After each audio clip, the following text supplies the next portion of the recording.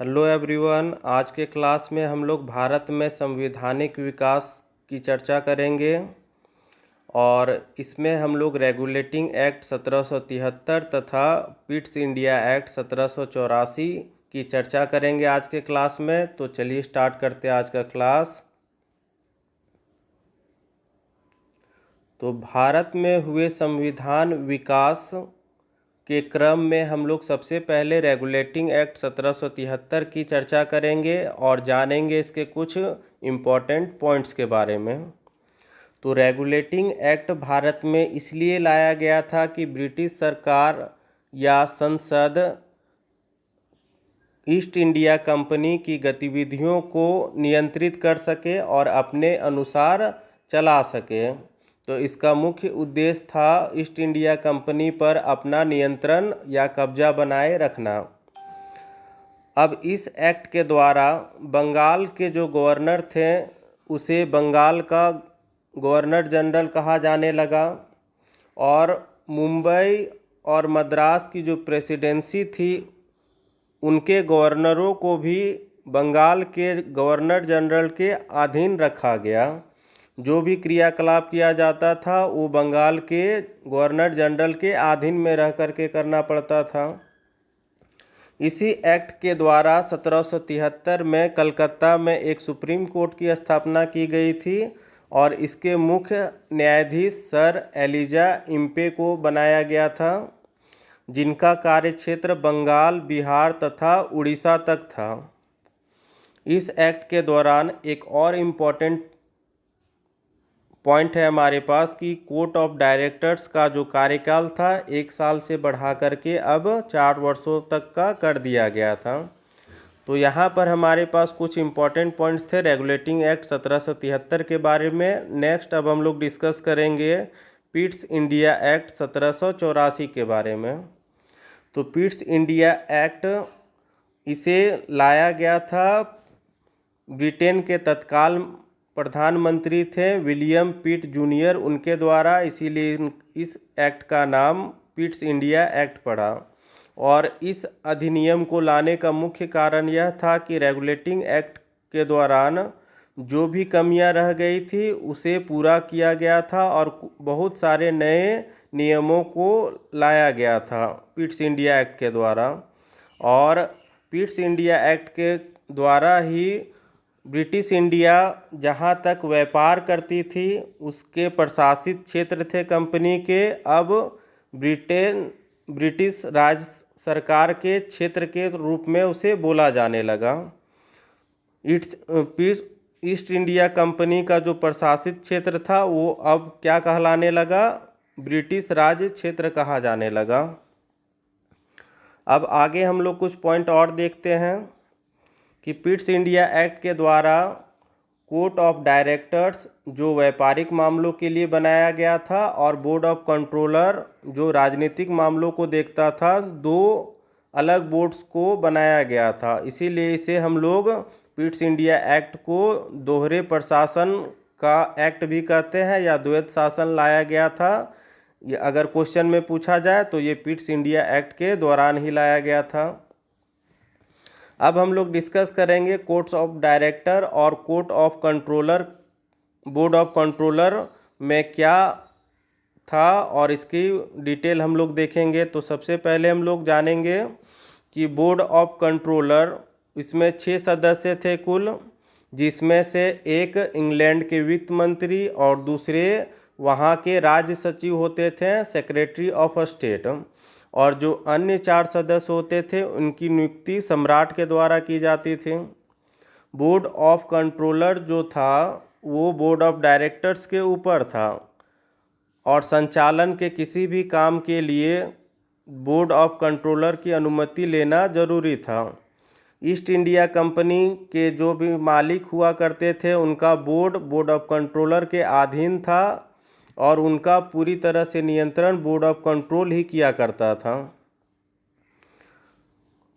Board of controller के under में सैनिक, असैनिक तथा राजस्व संबंधी सभी मामले का देखरेख बोर्ड ऑफ कंट्रोलर के द्वारा ही किया जाता था और आगे अगर हम लोग बात करें तो बोर्ड ऑफ कंट्रोलर के द्वारा ही ब्रिटिश सरकार ईस्ट इंडिया कंपनी के गतिविधियों को देखता था और इस पर मजबूत नियंत्रण बनाए हुए था।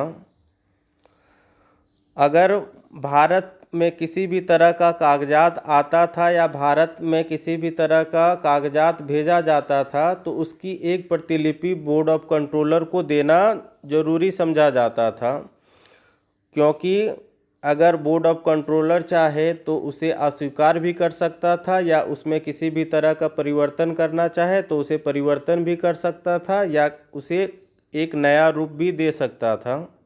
ये सारे अधिकार बोर्ड ऑफ कंट्रोलर्स के अधीन ही थे। इस तरह से हम लोग देखेंगे कि जो संचालक विभाग था, कंपनी को चलाने वाला बोर्ड ऑफ डायरेक्टर्स जिसे हम लोग कहेंगे, वो पूरी तरह से बोर्ड ऑफ कंट्रोलर के अधीन था और उसके निर्देशों को मानना ही होता था।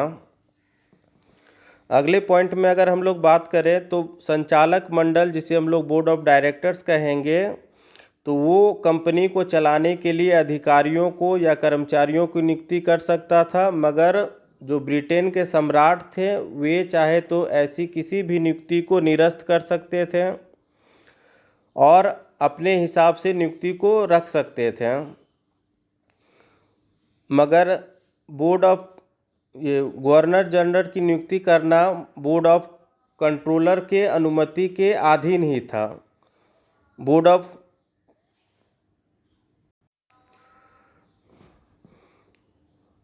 बंगाल के गवर्नर या गवर्नर जनरल की अगर हम लोग बात करें तो उसकी नियुक्ति करना भी संचालक मंडल के अधिकारों में ही था, बोर्ड ऑफ डायरेक्टर्स में ही था, मगर इसके लिए पहले अनुमति बोर्ड ऑफ कंट्रोलर से लेना पड़ता था।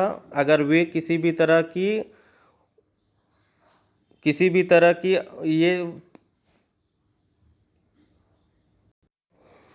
भी तरह की परिवर्तन करना चाहे तो वो कर सकता था। इसीलिए गवर्नर जनरल या बंगाल के गवर्नर जनरल की नियुक्ति करना तो बोर्ड ऑफ डायरेक्टर्स के अधीन ही आता था, मगर उससे पहले बोर्ड ऑफ कंट्रोलर की अनुमति लेना जरूरी था। गवर्नर जनरल युद्ध, राजस्व या राजनीतिक मामलों में बम्बई और मद्रास की प्रेसिडेंसियों पर नियंत्रण प्रदान किया गया था। तो यहाँ पर हमारे पास कुछ इम्पोर्टेंट पॉइंट्स थे। एक तो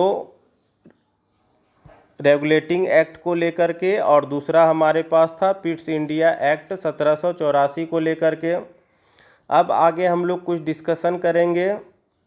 कुछ ऑप्शनल क्वेश्चंस हैं हमारे पास जो इस चैप्टर से या इन टॉपिक्स से पूछे जाते हैं लगातार एग्ज़ाम के दौरान।